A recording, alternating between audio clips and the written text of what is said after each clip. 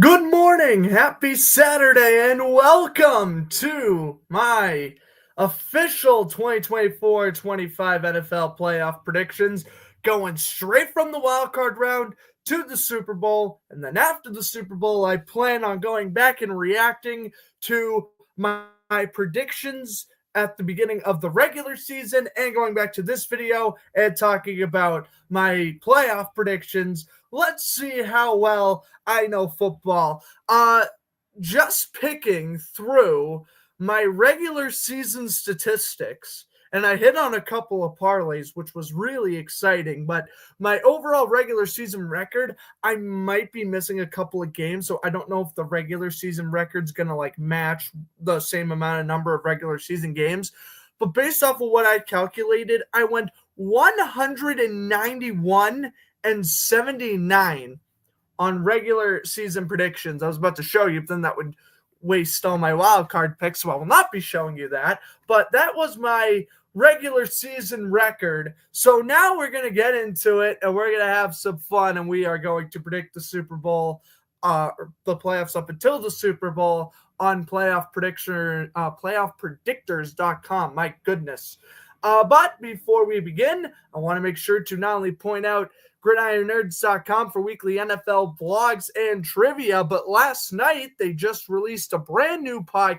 It was about 12 minutes. They talked about a lot of articles written over the last month or so, including my article on Kirk Cousins and potential landing spots for him for the 2025 season. So there you go. Make sure you go on Spotify and look up Gridiron Nerds to listen to the rest of the regular season blogs. We have, for Lennon in the chat, we have a Giants fan. He talked about why he would rather have the Giants win than tank, and he talked about the Giants win over the Indianapolis Colts. Of course, my article talking about where Kirk Cousins could potentially land next year if the Atlanta Falcons decide to move on from him, so on and so forth. And again, check out the website for weekly NFL trivia. Arrive to the website on Tuesday morning, where you will have wild card weekend trivia. I think that's pretty cool, having testing your knowledge based off every single week. So once again, Spotify, new podcast is out with David Unger, and very good work over there. Okay, now on to what you guys came here for, the playoff predictions. And ladies and gentlemen, this is a great field. There's no 49ers, there's no Bengals, there's no Jaguars, not a lot of teams I predicted to enter the playoffs heading into the year. And again, I'm going to do a whole reaction video on that. I know for a fact I had Cincy, Jacksonville. I think I may have even had the Dolphins, I think, as well. I definitely didn't have Denver in the playoffs. I don't think I had Washington or Minnesota anywhere near the playoffs either. I definitely hit more on the NFC side than I did the AFC side, I think. But ladies and gentlemen, that is for a different video for a different day. Let's get into my NFL predictions. Of course, heading into this week, Chiefs and Lions have the bye weeks. These I'm going to lock it in. These are my official predictions. The first playoff game is this afternoon at 4:30 between the Chargers and the Texans, which is what we'll start off with. We're going to bounce around a little bit. Well, I guess in this sense, we won't really have to bounce around, but we're going to go in order by the games being played, which is kind of funny how it goes from left down here over to the right all the way to up here. That's weird how that setup worked. But anyway, let's get into the Chargers and the Texans. I look at one thing heading into this game is that Justin Herbert, the one thing this man does not have on his resume is a playoff win. Granted, he should have had one in 2022 if it wasn't for an historic collapse, and we all know that. And realistically, if Brandon Staley wasn't the head coach heading into last season, the Chargers also realistically make the playoffs. So playoff opportunities come few and far between. I think Los Angeles has finally figured it out. It kind of sucks to share a division with the Chargers and the Broncos, or with the Chiefs and the Broncos, because now the Chargers are like, ooh, are we going to be relegated to a wild card team every year? But again, that's every year in the future. Right now, they come into this game as the far better team against the Houston Texans. My Jacksonville Jaguar bias aside, I'm glad everyone on social media is acknowledging how bad CJ Stroud has been this year, especially over the last month of the season. If you had any doubt about Houston, it was when they lost at home to the 2-win Tennessee Titans. Listen, this team has struggled. This team barely beat a Mac Jones-led Jaguars team.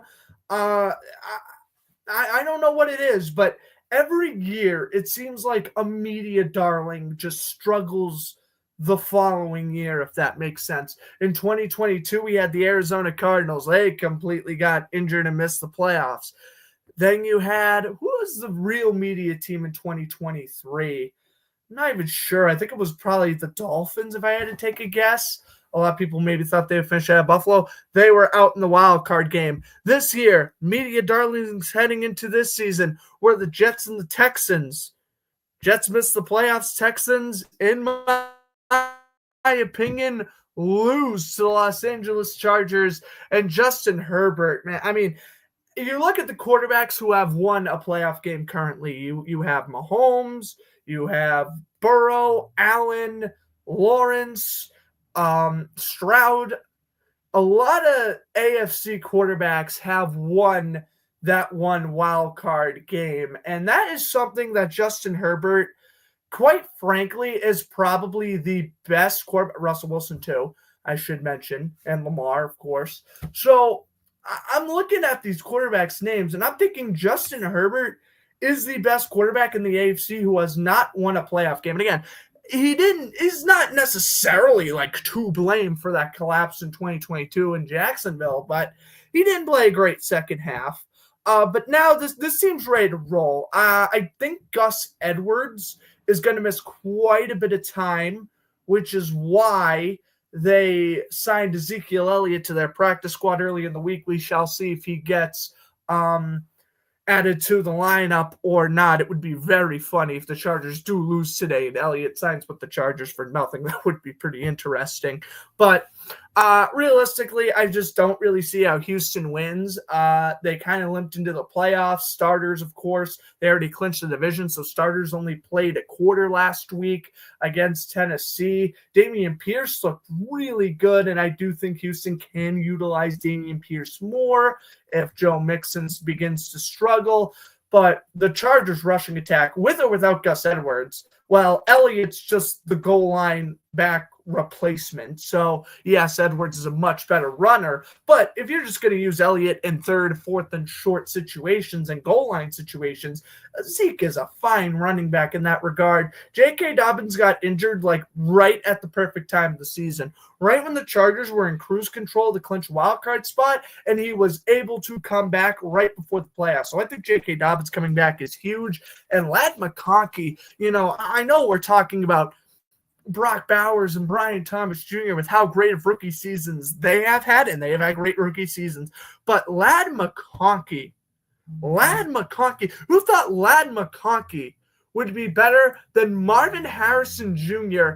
and just as good as Malik Neighbors statistically?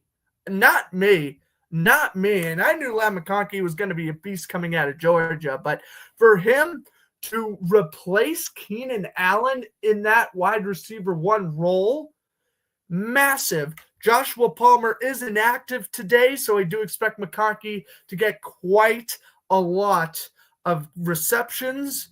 And I'm going to have some fun with this one, and I'm going to go with anytime touchdown scorer, J.K. Dobbins rushes for a touchdown today. That is my prediction. With the Chargers beating the Texans, I'll go 27-20. I think Houston comes out firing early. I think they have a strong first half, but I think Los Angeles kind of stays with them and pulls away in the second half because of their very strong defense. I don't know if Asante Samuel Jr. is back in the lineup or not, but Derwin James has essentially been an all-pro all year long. Derwin James is a beast. He is another Charger who was, funny enough, on that 2018 Chargers team that beat the Ravens in the wild card round. The Chargers' last playoff win to date, if I'm not mistaken. So, believe it or not, it's been 6 years since the Chargers have last won a playoff game, and they are going to want to buck the trend with a new quarterback at the helm. Herbert deserves it, man.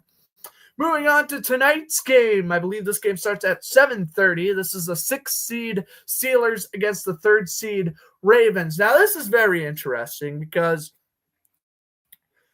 as per usual, what seems to happen every year is that Pittsburgh wins the game in Pittsburgh and Baltimore wins the game in Baltimore.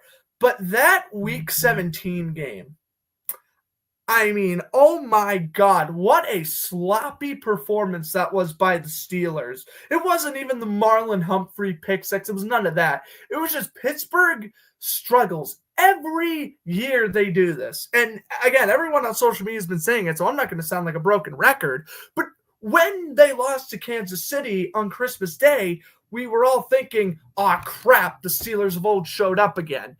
That's exactly what happened again this year. They embarrassed by Kansas City at home, get embarrassed by Baltimore on the road, and they don't have a sense of offensive direction until the fourth quarter against the Bengals last Saturday.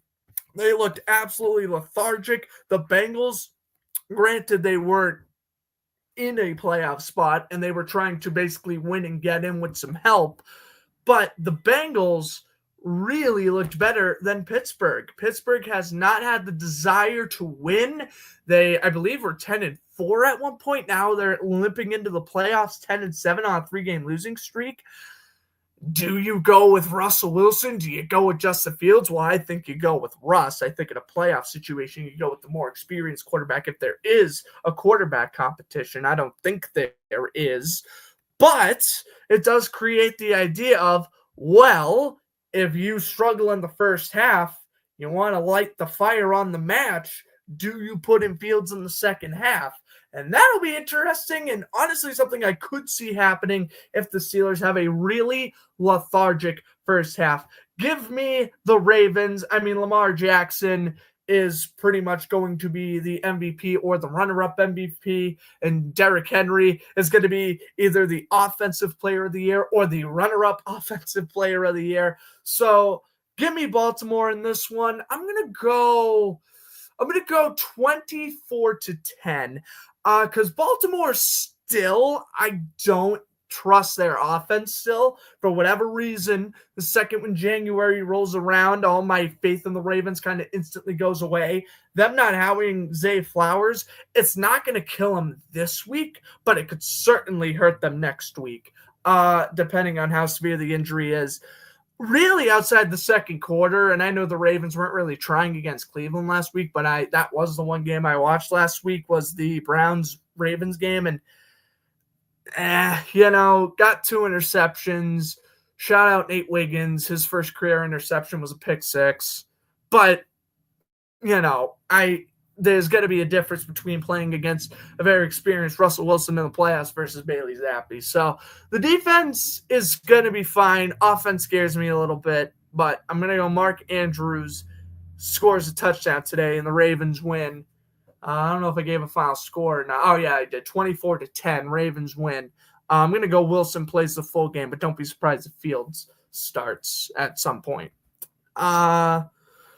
Bills-Broncos now into the Sunday games. Bills-Broncos. I'm going to go Bills in this one. Denver, great story. It's your first playoff appearance in 8 years. This is your first playoff game since Super Bowl 50. So, I mean, believe me, I was a 6th grader, and now I'm in my junior year of college. It's been a long time for these Broncos fans, and you made it.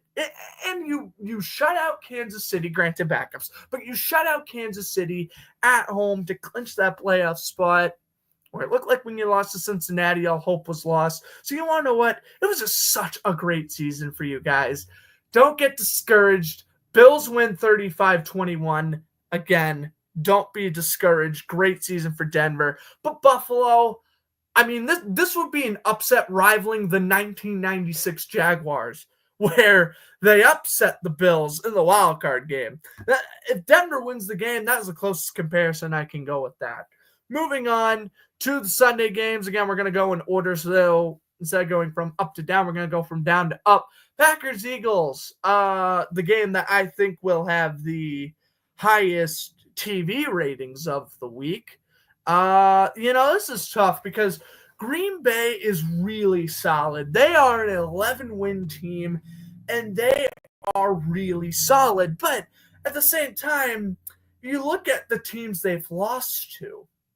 They've lost they lost 6 games. 6 games, right? One against the Bears. Okay, whatever. Malik Willis was playing in the second half. You lost both games to Minnesota, both games to Detroit, and these Philadelphia Eagles. So great, the Packers are 11-6, but wow, they really cannot beat the teams over 500. Now, I don't necessarily think that's going to hurt them. And in fact, I think the Packers making the playoffs last year is greatly going to help them this year with, gaining experience. And Jordan Love, he's been playing well. He's been battling through injuries, but he's been playing well this season. Was turning over the ball a little too much earlier on in the year, but he cleaned it up in December. He wasn't turning over the ball half as much. The Packers are going to be without Christian Watson. He tore his ACL last week. I think we're going to see a lot of Jalen Reed and Romeo Doubs, just like we did in last year's wild card game against the Cowboys. This game is in Philadelphia.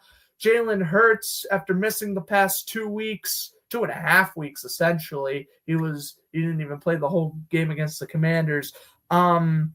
He just passed concussion protocol and will be playing Sunday. Tanner McKee's looked great regardless, but they are going to obviously start their franchise guy. Eagles trying to make their second Super Bowl in 3 years. And the Eagles, man, they really don't want to go out back-to-back years with a whimper. I mean, Tampa Bay destroyed them last year, and that's going to be in the back of the Eagles' minds. They've loaded up.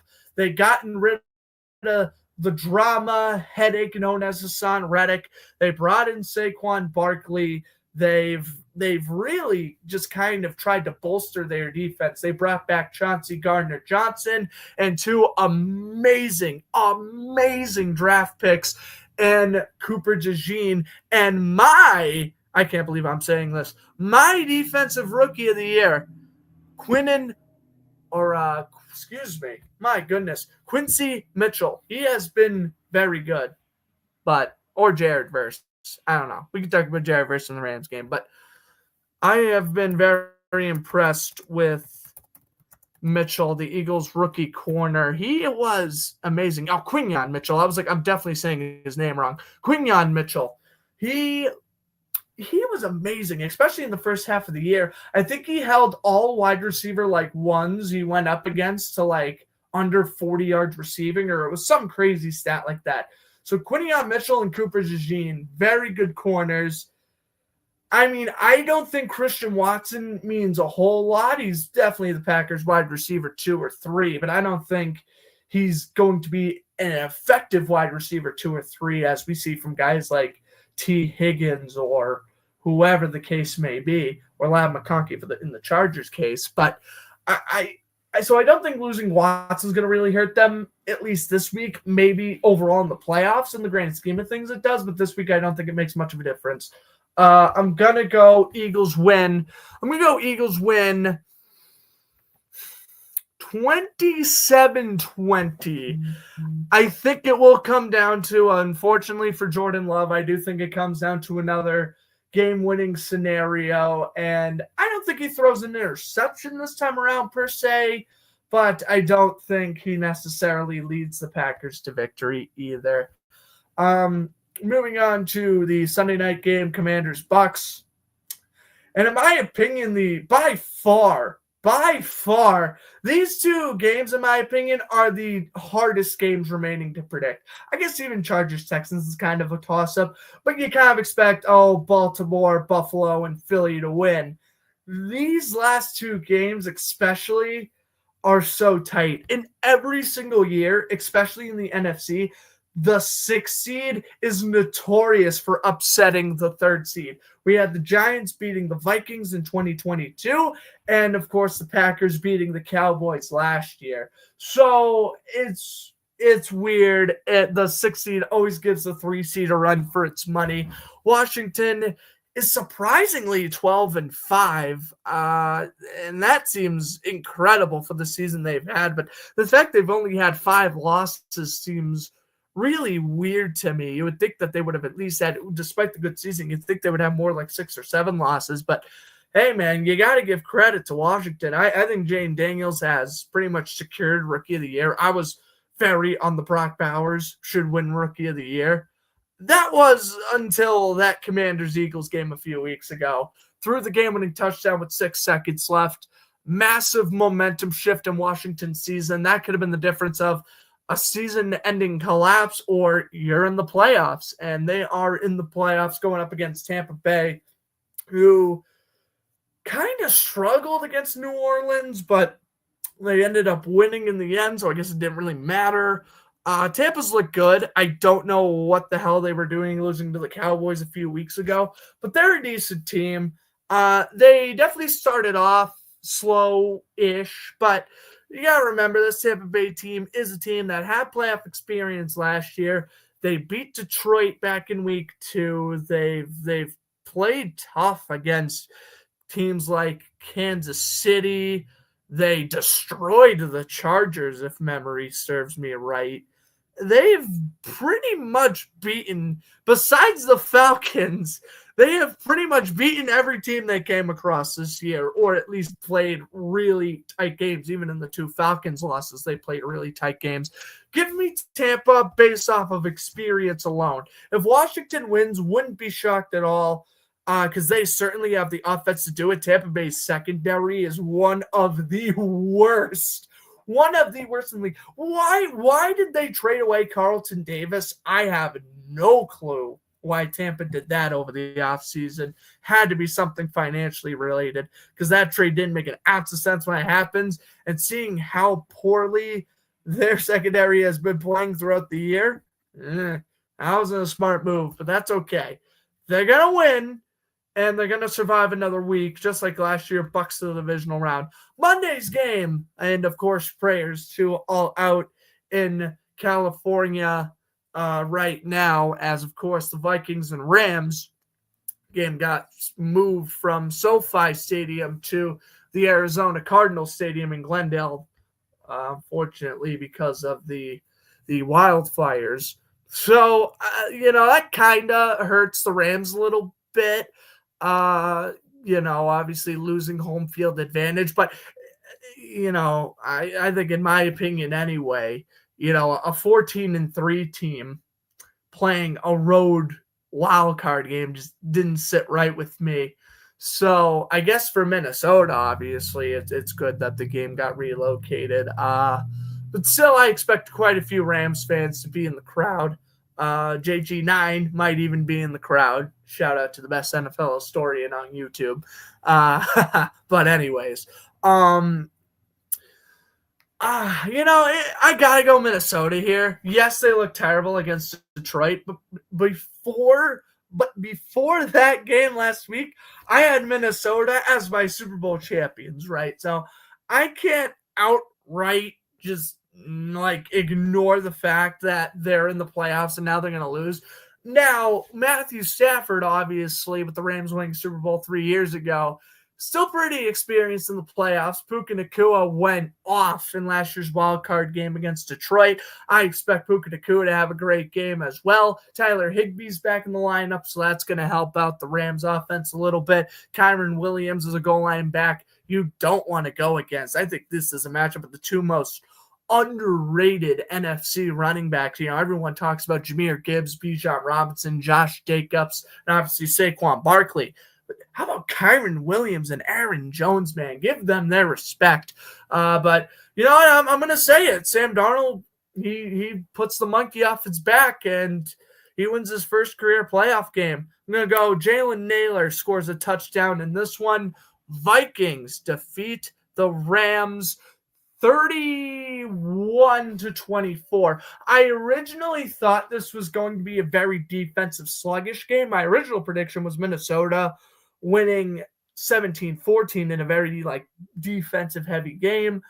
But I've elected to change my mind, and I'm going to go with a higher scoring bout, 31-24.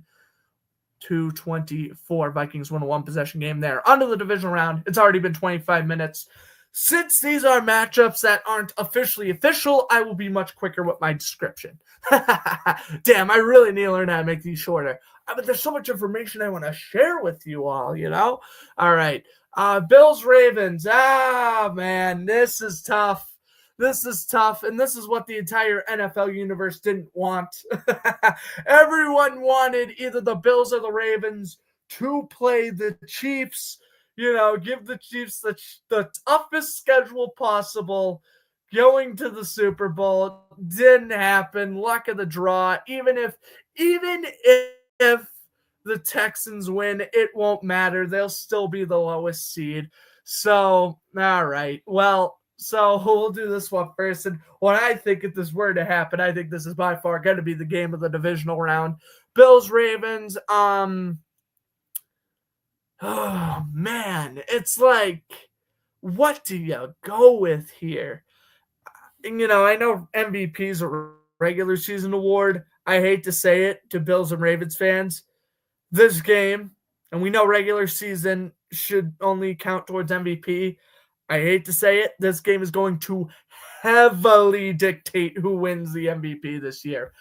Heavily determine. Anyways, give me Buffalo in this one, man. Just have a more consistent defense. Yeah, I expect Flowers to play in the divisional round, but overall, I just trust Buffalo's playmaking ability more.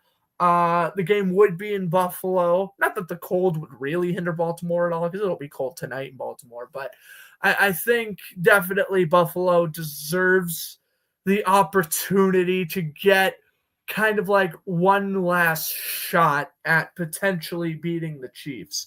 As for Chiefs-Chargers, I should be wearing my Herbert jersey right now. I mean, hell, the Jaguars aren't in the playoffs, so I should be wearing my Herbert jersey right now. I'm really going to be supporting the Chargers, but obviously gotta go Kansas City. If we get a Chargers Bills AFC Championship, sign me up. Please sign me up. I would love every second of that, but it's not going to happen, unfortunately. Kansas City's just too good. Chargers, they did lose to the Chiefs 2 games, of course. Both of them were one possession finishes, but again, man, playoff Chiefs, even though they were, as a picture fell, 15-2, didn't matter. They're still going to be a crew to be reckoned with come playoff time. All right, next up we have Eagles, Bucks. Give me Philly here. Tampa, I mean, if I had that many questions about Tampa Bay defeating Washington, I don't see how they beat Philly. You know, it's going to be interesting because obviously Tampa Bay eliminated Philadelphia last year, but that Philadelphia team, they weren't going into the play. This year's Philadelphia team isn't going into the playoffs on a massive losing skid. They're at home this time. Tampa Bay's going to have to play in probably 30, 40-ish degree weather, something that Baker Mayfield's certainly not used to do. Well, I shouldn't say that. He did play in Cleveland for a few years. But anyways, you know, primarily not used to, you know, playing in cold. So, or at least hasn't been in a while. So give me Philly there. Oh, I want to do it, man. I really want to do it. I really want to do it, but that would screw up my entire bracket. Give me Detroit. I'm going to say this right now. If Minnesota beats Detroit in the divisional round, they are representing the NFC. No shot. They beat Detroit. There is no way they lose to Philadelphia. No shot.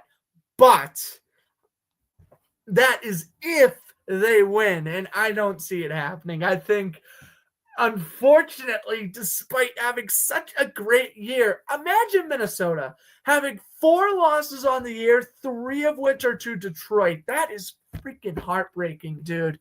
Losing 3 in a row to a divisional opponent, just like the 1999 Jacksonville Jaguars in that sense.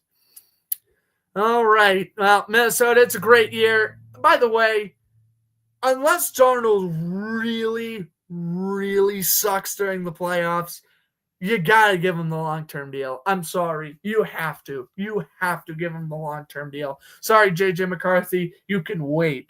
AFC, NFC Championship, Bills, Chiefs, Eagles, Lions. Jeez. If these are the final 4, you want to know what? This is a damn good final 4. For the NFC side of things, I know the Lions are battered. They are injured. And in my opinion, if any team can beat Detroit in the playoffs, it's Philadelphia. But man, this team is just destined. They are projected to have David Montgomery back by this time. Not that they even really need him. I mean, oh my God, Jahmyr Gibbs, 4 touchdowns against Minnesota. He's been a machine since the month of October onwards. Jahmyr Gibbs has been an absolute stud. You know, we talk about how great Philadelphia's defense is. If there is one quarterback who is safe enough with the football, it's Jared Goff. Goff, I know he didn't have an amazing second half performance last week, but he is very smart. And I think their defense is going to be weakened a little bit. You know, Jordan Love, Baker Mayfield, Jared Goff. These are 3 very smart quarterbacks who, again, when Love and Baker kind of stopped turning over the ball a lot midway through the year, their statistics have shot up substantially. Yeah, man, I got to go Lions here. Oh, no, man. Detroit, don't think they're going to apply much pressure on Jalen Hurts. I think Hurts is going to have a lot of time to throw. He can make plays happen. Devontae Smith and A.J. Brown are obviously 2 amazing wide receivers. Saquon, most likely winning player of the year for the offensive side of things. So, I don't know, man. It's going to be a very close game. Give me Detroit 27-24. It's going to be a great game. Maybe it comes down to a Jake Bates game-winning kick. I'm not sure, but I think Detroit comes out of it in the NFC side of things. I hate to do this. You know, I had Buffalo winning all week long. All week I had Buffalo winning. And I can't do it. Nope. I can't. You know, dude, I'm sorry, but how you've lost to the same team 3 of the last 4 playoffs. And again, I know even though they're 15-2, it doesn't matter. This is still the weakest Chiefs team on paper. I know it is. And it's not going to mean a damn thing. It's not going to mean anything. You want to know why it's not going to mean anything? Andy Reid, with whatever roster Kansas City assembles, whatever roster Buffalo assembles, they are going to win. Why? Because Andy Reid can outcoach Sean McDermott any day of the week. Oh, it didn't happen in the regular season. How many times have the Bills beaten the Chiefs in the regular season during this Chiefs dynasty window? 3 times? 3 times, I believe. Same number of times the Chiefs have beaten the Bills in their dynasty. I went with Buffalo all week long. No way. And I don't know what logical sense this may make, but if Kansas City won the regular season game over Buffalo, I'd be actually more confident in picking Buffalo. But I was going Bills all week. I thought Bills Lions Super Bowl was going to be great. Winner, wins their first Super Bowl. Instead, you have the lovable team America's team, if you will, with all due respect to the Cowboys, against the evil team that would be the first team to win 3 championships in a row. Oh boy, here we go. I'll do it like I did. I'll do it as I did it last year, and I'll be dramatic. I'll do it by quarters. First quarter, Chiefs lead 10-7. Second quarter, tied at 17 at half. Third quarter, Lions take a 28-24 lead. And at the final, the Lions lose, unfortunately, to the Kansas City. Nah, bro. I'm sorry. I gotta go Detroit. I'm very conflicted. Because if there's one team that can beat Detroit, it's Kansas City. But I'm gonna do it, and I'm gonna pick Detroit.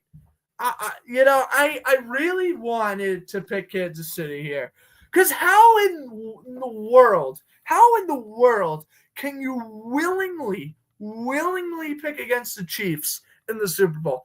I'm gonna tell you how. When you have such a confident group of players, that is what Detroit has. If Detroit makes the Super Bowl, they're winning. It's destiny. The Lions this year give me a lot of 2017 Eagles vibes. If they make the Super Bowl, they're winning it because it's destiny. There's no other. This is a team that's going to end the, 60-year championship drought, something close to that. And they're going to, I think the Lions' last championship win was 57, if I'm not mistaken. So, they're going to go out there. They're going to win it for the fans. Jared Goff's going to establish himself.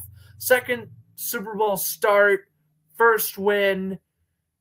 Man, it's going to be great. And at the end of the day, if Detroit wins the Super Bowl, Rams and Lions, they both won the trade.